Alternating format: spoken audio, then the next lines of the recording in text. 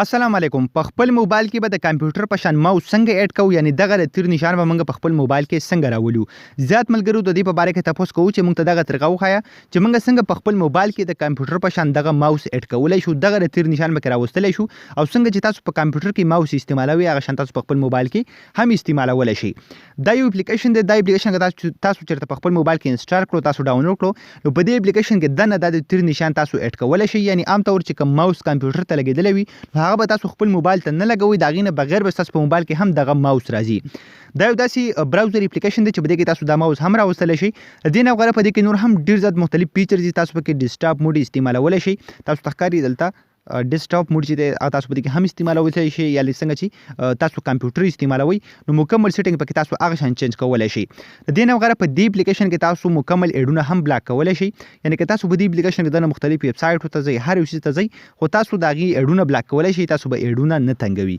نو دا کوم یو براوزر دی چې په دې کې دنه ماوس هم دی، تاسو پکې اډونه هم بلاک کولی شي. نور پکې هم ډېر زیات مختلف اپشن دي. د دې براوزر د انسټالولو طریقه ته هم درښیم او مکمل طریقه باندې تاسو نور هم پوه کوم چې ماوس په تاسو څنګه به دې کې ان کوئ.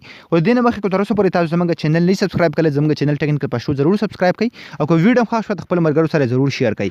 وګورئ ملګرو، دا براوزر اپلیکیشن دی. د دې لینک به تاسو ته په یوټیوب کې به ډسکرپشن کې میلاو شي، او په فیسبوک کې به د ویډیو د پاسه هم تاسو ته لینک میلاو شي، او د ویډیو په کمنټ کې به هم تاسو ته لینک میلاو شي. د هغه ځای نه تاسو دا براوزر اپلیکیشن په خپل موبایل کې انسټال کولی شي. کله چې هم تاسو دغه براوزر اپلیکیشن په خپل موبایل کې انسټال کړو، سمپل دا رقم اوپن کړئ. فرست اف ال زیات ملګري غواړي چې ماوس موږ په خپل موبایل کې څنګه راولو، نو تاسو به څه وکړئ، د ماوس راوستلو لپاره به تاسو سمپل په دې 3 ډاټس باندې کلیک واخلئ. کله چې هم تاسو په دې باندې کلیک واخلئ، لږ لاندې به لاړ شئ، دلته تاسو ته ماوس لیکلی وي، تاسو ته ښکاري ماوس. سمپل دا ماوس بټن به تاسو دلته آن کړئ. تاسو ته ښکاري دا ماوس بټن به تاسو آن کړئ. که تاسو دغه د ماوس بټن آن کیږي، سمپل بلته کلیک واخلئ په دې سیټینګ باندې. کله چې هم تاسو په دې سیټینګ باندې کلیک واخلئ، لږ لاندې به لاړ شئ، دلته به تاسو ته لیکلي وي ماوس. تاسو ته زه ښیم دلته به لیکلي وي ماوس. سمپل په دې ماوس باندې به کلیک واخلئ، او دلته به تاسو سمارټ پوینټر سلیکټ کړئ. تاسو ته ښکاري سمارټ پوینټر به تاسو سلیکټ کړئ، یا به تاسو دلته دا یو سلیکټ کړئ، نو تاسو سره به ماوس بیا کار شروع کړي. دا شو د ماوس طریقه. اوس اډونه به تاسو څنګه بلاک کوئ، سمپل په دې 3 ډاټس باندې به کلیک واخلئ، په سیټینګ باندې به کلیک کړئ، او لږ لاندې به تاسو لاړ شئ، به تاسو لیکلي وي بلاک ایډز. تاسو چې کله هم په دې باندې کلیک واخلئ، تاسو ته ښکاري زما دا اوس آن دی. نو چې په دې براوزر کې دننه تاسو مختلف څیزونه سرچ کوئ، مختلف ویب سایټ سرچ کوئ، نو په هغې به تاسو ته ایډز نه راځي. ها، د دې نه وروسته تاسو په دغه 3 ډاټس باندې کلیک کوئ، په دې کې نور هم تاسو نیو ټیب، یعنی تاسو په دې کې یوټیوب ورسره فیسبوک، ګوګل میپ، داسې نور پکې هم تاسو ډېر زیات مختلف څیزونه استعمالولی شئ، او تاسو په دې کې مختلف نیوز هم کتلی شئ. تاسو ته ښکاري ډېر زیات نیوز تاسو ته په دې کې شو کوي. که تاسو په دې براوزر کې هر یو شی سرچ کوئ، تاسو غواړئ چې زه مکمل ډیټا کلیر کړم، نو سمپل بل ته کلیک واخلئ، په دې سیټینګ باندې تاسو په دې کې ډیټا هم کلیر کولی شئ.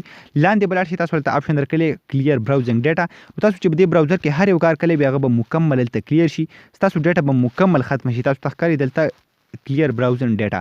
دې نه وروسته په دې کې نور هم ډېر زیات مختلف اپشن دي. تاسو ته ښکاري تاسو په دې کې د دې براوزر مختلف تیمز هم چینج کولی شئ، د دې براوزر ډیزاینونه پکې چینج کولی شئ، داسې نور که تاسو وګورئ په دې کې نور هم ډېر زیات مختلف اپشن دي. دې نه وروسته تاسو چې څومره ام بي استعمالوئ، نو هغه به تاسو سره هم کاونټ کېږي. تاسو ته ښکاري تاسو ته پته لګي چې څومره ام بي ما استعمال کړه.